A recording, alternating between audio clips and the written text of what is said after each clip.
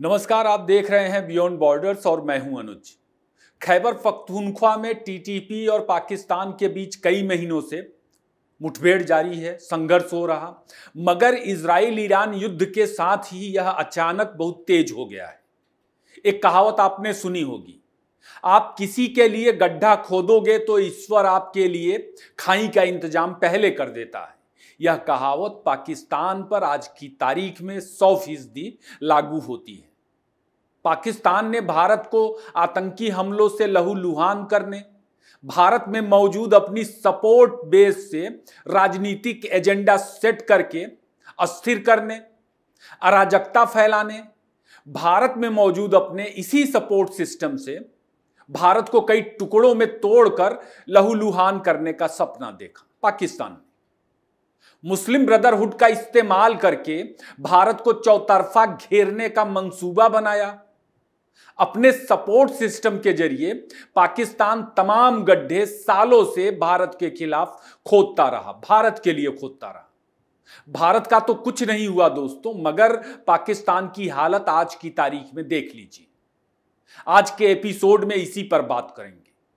Israel Iran की जंग पाकिस्तान के लिए किस तरह मुसीबत का पहाड़ बन के टूट रही, आज इस पे बातचीत करेंगे।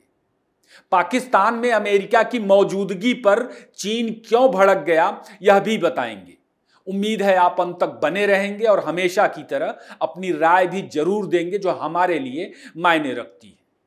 दोस्तों, वजीरिस्तान में हथियार बंद इस्लामिक ताकतें पाकिस्तानी सेना के ऊपर कहर बरपा रही, लगातार भीषण हमले कर रही हैं। शनिवार के दिन ऐसे ही एक हमले में पाकिस्तानी तालिबान ने पाकिस्तानी सेना के 13 जवान उड़ा दिए एक झटके में। यह पिछले कुछ दिनों के अंदर जो हमलों का सिलसिला था, उसमें पाकिस्तानी सेना को बहुत बड़ा झटका इस हमले से मिला। यह हमला क्यों हुआ, इस हमले के पीछे क्या कुछ है, इन चीजों के बारे में आपको विस्तार से बताएंगे, मगर उससे पहले घटना से जुड़े एक ड्रामे को जानते चलिए। ट्रंप सेठ ने पाकिस्तान को आतंकवाद के खिलाफ जंग में नया नया सिपाही, नया नया कारकुन बनाया है। तो इन हमलों के बाद पाकिस्तानी सेना ने भारत को घेरने की कोशिश की। पाकिस्तान सेना के इंटर सर्विसेज पब्लिक रिलेशंस यानी ISPR ने आरोप लगाया कि असल में जिन्होंने हमला किया वजीरिस्तान में, वो भारत के पालतू आतंकवादी हैं। यह मजेदार चीज है। भारतीय विदेश मंत्रालय के प्रवक्ता रणधीर जायसवाल ने एक तरह से इग्नोर करने के अंदाज में कहा, हां, हमने पाकिस्तानी सेना का वह बयान देखा, वह बयान सुना जिसमें भारत पे आरोप लगाया गया। हम इसको पूरी तरह से खारिज करते हैं।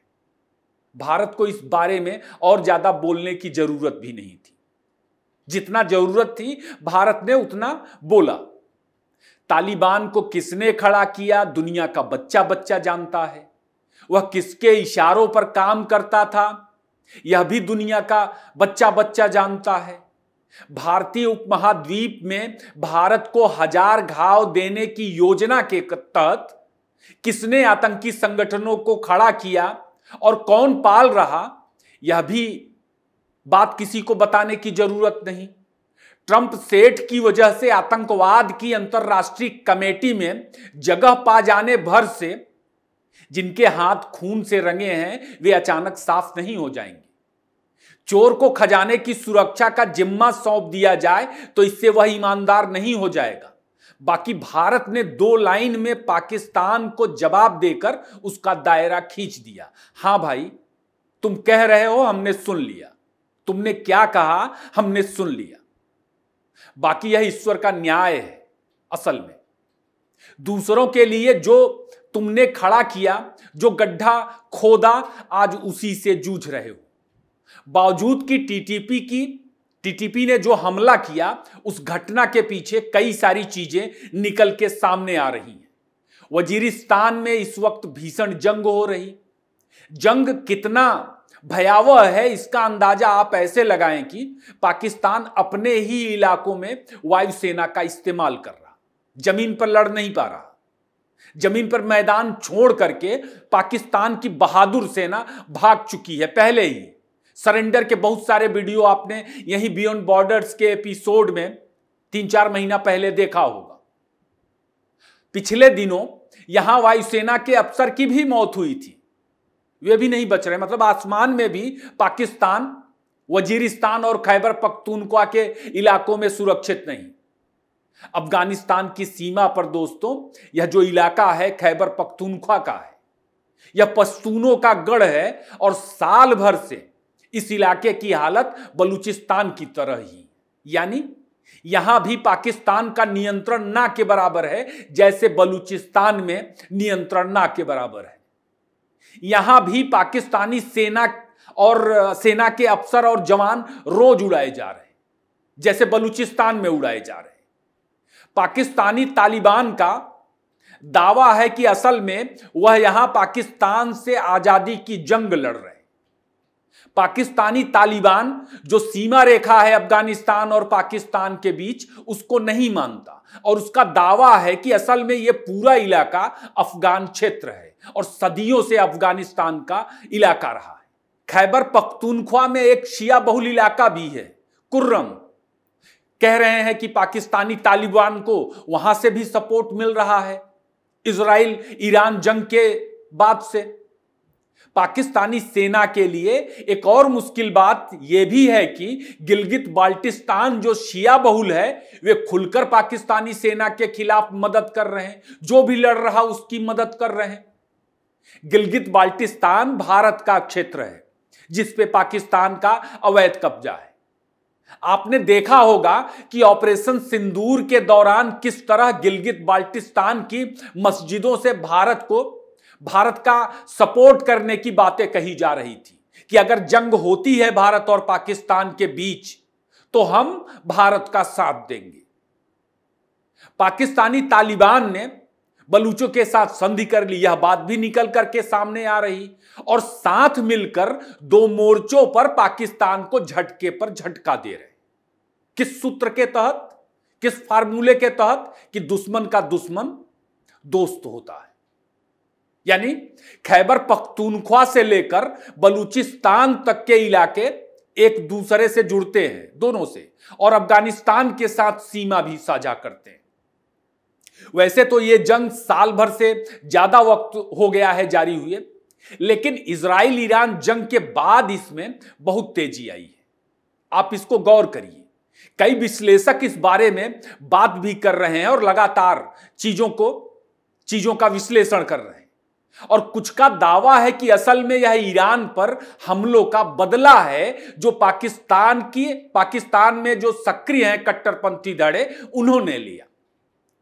जब इजराइल ने ईरान पे हमला किया था तभी से पाकिस्तान, ईरान, बलूचिस्तान, अफगानिस्तान से पाकिस्तानी भूमिका पर सवाल उठाए गए थे। पाकिस्तान के अंदर से भी सवाल उठ रहे थे और आपने देखा होगा कि जब B-2 बॉम्बर्स ने ईरान के परमाणु ठिकानों पर हमला किया, पाकिस्तान के अलग अलग इलाकों जो सिंध और पंजाब के इलाके थे वहां के शिया बहुल इलाकों में विरोध प्रदर्शन किया गया।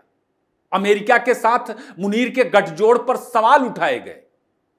अमेरिका को मुनीर की मदद करने के सवाल को लेकर के वहां काफी उबाल दिखा।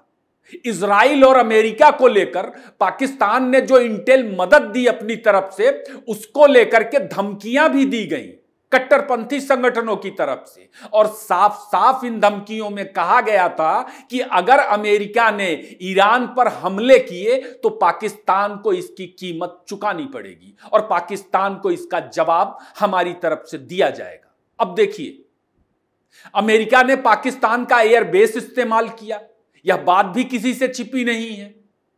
अमेरिका की एंट्री से पाकिस्तान में आखिरकार चीन के सब्र का बांध भी टूट गया। चीन ने भी सार्वजनिक रूप से पाकिस्तान को चेताया कि वह अमेरिका को अपने एयरबेस का इस्तेमाल ना करने दे। चीन ने खरबों रुपए बलूचिस्तान में लगाए और पाकिस्तान ने उसे अमेरिका को बेचने की तैयारी कर ली। तो चीन पाकिस्तान को छोड़ेगा नहीं, कर्ज की डायरी में सूद का हिसाब लगा रहा होगा। और चीन ने जो अमेरिका को लेकर पाकिस्तान पर बयान दिया, पाकिस्तान के खिलाफ जो ताकतें लड़ रही हैं उनको और जमीन मजबूत जमीन वहां पर मिलेगी। पाकिस्तान की मुश्किलें और ज्यादा बढ़ेंगी। ईरान पर अमेरिकी हमलों के बाद आप देखिए तो चीजें समझ में आती हैं कि हमले किस कदर लगातार तेज होते जा रहे हैं। अब सवाल है कि क्या यह ईरान का बदला ही है? इस बारे में दोस्तों ऐसा कुछ भी आधिकारिक रूप से सामने नहीं आया है, लेकिन कहीं ना कहीं यह बदले की कार्रवाई के रूप में समझ आती है अगर हम तमाम कनेक्शंस को एक साथ जोड़ करके देखते हैं। और कहा तो यह भी जा रहा कि ईरान के इलाकों में सक्रिय आतंकी संगठन भी पाकिस्तान में घुसकर बड़े हमले की तैयारी कर रहे हैं। अफगानिस्तान तालिबानों को खुलकर मदद कर रहा, कोई लुकी छिपी बात नहीं। अफगान तालिबान का भी मानना है कि पाकिस्तान के साथ जो सीमा वे साझा करते हैं उस सीमा रेखा को अंग्रेजों ने खींचा और वह ऐतिहासिक और सांस्कृतिक रूप से गलत है। यानी अफगानिस्तान का भी यह मानना है कि खैबर पख्तूनख्वा के तमाम इलाकों में टीटीपी जिस मुद्दे पर लड़ रहा वह जायज है। पाकिस्तान इस्लाम के नाम पर पाकिस्तान का जो दोहरा रवैया रहा कि एक तरफ आतंकी संगठनों को खड़ा करके भारत के खिलाफ जंग लड़ने की कोशिश की, भारत को लहूलुहान करने की कोशिश की, और दूसरी तरफ अमेरिका से दोस्ती भी बनाए रखी, चीन से दोस्ती बनाए रखी, जो उइगरों पर क्या कुछ करता है यह पूरी दुनिया जानती है। आतंकी धड़ों में लादेन की मौत का सवाल अब तक जिंदा है, जो पाकिस्तानी जमीन पर पाकिस्तानी सुरक्षा में मारा गया था। ऐसे में पाकिस्तान ने जिन आतंकी संगठनों को पाला पोषा अब वही उसे चोट पहुंचा रहे हैं, तो हैरान नहीं होना चाहिए। यह पाकिस्तान के अपने कर्मों का प्रतिफल है। ईश्वर का न्याय देखिए, चीन के साथ मिलकर भारत को पाकिस्तान बांग्लादेश के मोर्चे पर, चीन के मोर्चे पर और खुद अपने मोर्चे पर घेर कर खेल कर रही थी। आज वही पाकिस्तान खुद उसमें उलझा हुआ नजर आता है। पाकिस्तान इस वक्त दोस्तों 3 मोर्चों पर फंस गया है। एक तरफ अफगानिस्तान है, दूसरी तरफ ईरान है और एक तरफ ऑपरेशन सिंदूर को ऑन कर भारतीय सेना मोर्चे पर खड़ी है। बांग्लादेश टूटने के बाद पाकिस्तान अब तक भारत को मन मुताबिक लहूलुहान करने की अपनी मुहिम में कामयाब नहीं हो पाया पाकिस्तान। लेकिन आप देखिए कि बलूचिस्तान और खैबर के रूप में उसके 2 टुकड़े साफ साफ होते दिख रहे हैं। चीन ने इतना पैसा खर्च किया है और भारत के खिलाफ अपनी जरूरतों के लिए वह पाकिस्तान को अमेरिकी प्लेट में कभी जाने नहीं देगा, यह भी बात मान लीजिए। लूट खसोट और गुलाम मानसिकता की वजह से पाकिस्तान किसी का नहीं हुआ, ना तो अपने लोगों का हुआ जो महीनों से रोटी दाल खरीदने की मुश्किलों का सामना कर रहे हैं, ना अमेरिका का हुआ जिसने खरबों डॉलर दिए लेकिन चीन के साथ जाकर बैठ गया, और ना चीन का ही हुआ जिसने खरबों रुपए पानी की तरह बहाए लेकिन देखिए आप फिर अमेरिका के साथ जाकर के बैठ रहा। ईरान की पीठ में छुरा भोंका, ईरान की जासूसी की। पाकिस्तान किसी का नहीं हुआ। जिसने नोटों की गड्डियां फेंकी उसके साथ चला गया, बैठ गया, लेट गया, उसके लिए काम किया। वजीरिस्तान यानी खैबर और बलूचिस्तान में जो कुछ हो रहा वह पाकिस्तान के अपने कर्मों का नतीजा है। और तय मानिए यह तो अभी शुरुआत भर है। आप देखते जाइए वह अभी और क्या क्या कीमत किस स्तर तक, किस हद तक चुकाता है। बाकी जाते जाते एक चीज और बता रहा हूं, पाकिस्तान में जिस तरह हालात बेकाबू हो रहे हैं दोस्तों, पाकिस्तान खुद को बचाने के लिए जल्द ही कुछ ना कुछ भारत के मोर्चे पर करना चाहेगा, करेगा। पाकिस्तान वो क्षेत्र है, वो देश है जो सुधर नहीं सकता। तो इस बार पाकिस्तान को ऑपरेशन सिंदूर का एक दूसरा अवतार नजर आएगा अगर उसने कुछ किया। ऑपरेशन सिंदूर 2.0 में इस बार पाकिस्तान कैसे बचेगा, आप बस जियोपॉलिटिक्स का खेल और उसकी धार देखते जाइए। पहलगाम से बहुत पहले भी बियॉन्ड बॉर्डर्स के एक एपिसोड में पाकिस्तान पर बात करते हुए यहां आशंका जताई गई थी कि पाकिस्तान ध्यान बटाने के लिए अपनी तरफ से भारत के मोर्चे पर कुछ ना कुछ कर सकता है। तो पाकिस्तान एक बार फिर कोशिश करेगा, वह जिस तरह के हालात से गुजर रहा, निर्णायक वह भी। आज के लिए बस इतना ही। वीडियो कैसा लगा जरूर बताएं, ज्यादा से ज्यादा लाइक और शेयर करें। फिर किसी नए विषय के साथ मुलाकात होगी। आपने इतना वक्त दिया, आपका बहुत बहुत धन्यवाद।